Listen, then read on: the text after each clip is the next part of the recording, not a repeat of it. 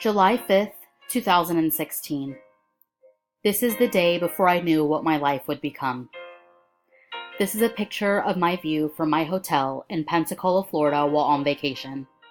It's crazy how naive you can be to think that you're untouchable, that you're invincible, until you're grasping at your chest, gasping for air, whispering for help. My name is Madi, and on July 6th, 2016, I had a massive heart attack. I remember the months before leading to that day, not understanding why I was so exhausted. I could barely make it to work on time. I couldn't get enough sleep. When that day came, I was about to get into my car and drive down the road, keys in my hand, ready for an adventure, when all of a sudden, I fell to my knees getting to my front door. The pain in my chest hit me like a semi-truck flying down the road. It knocked the air out of me. I began to lose all the feeling in my left arm, and I was sweating like I never have before. I began to lose consciousness. The darkness circled around my eyes. It was closing in on me.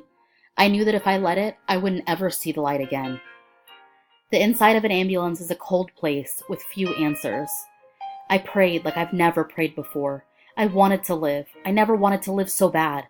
Then the faces, all the faces of the people I may never see again, the nephews I never would get to see grow up, the thoughts of what death was like. And I fought harder. I wanted to sleep. I wanted peace.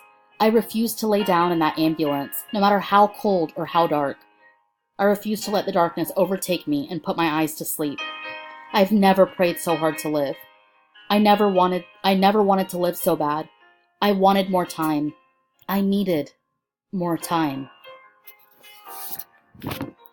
As we approached the emergency room, there was an entire team of people waiting on my arrival.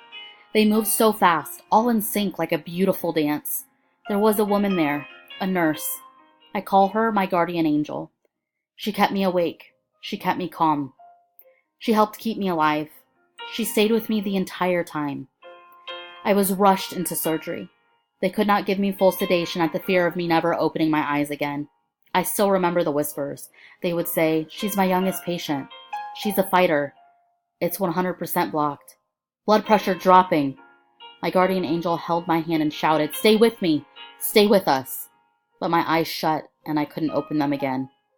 I could hear the beeps of the machines. I couldn't fight it anymore. The pain was just too much. But the next morning, I opened my eyes.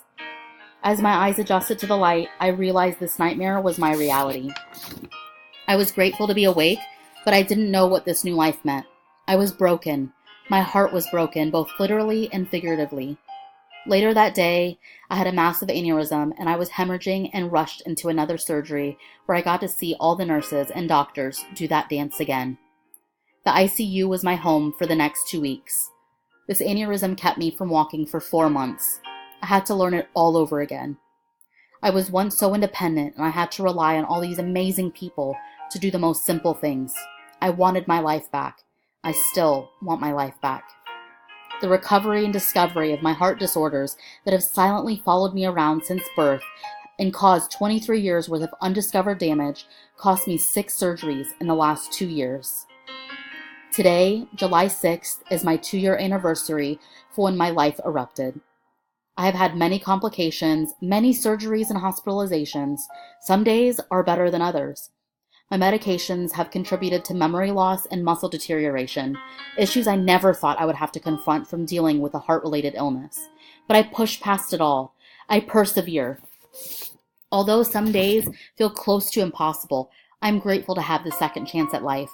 I still have the opportunity to accomplish my dreams, which is something not many people get to say after suffering a heart attack as crushing as mine. Every single day is a triumph that I'm happy to conquer. My survivor story is different than others. Everyone's story is unique and different, but I'm still writing mine. Thank you for allowing me to share what's been written so far.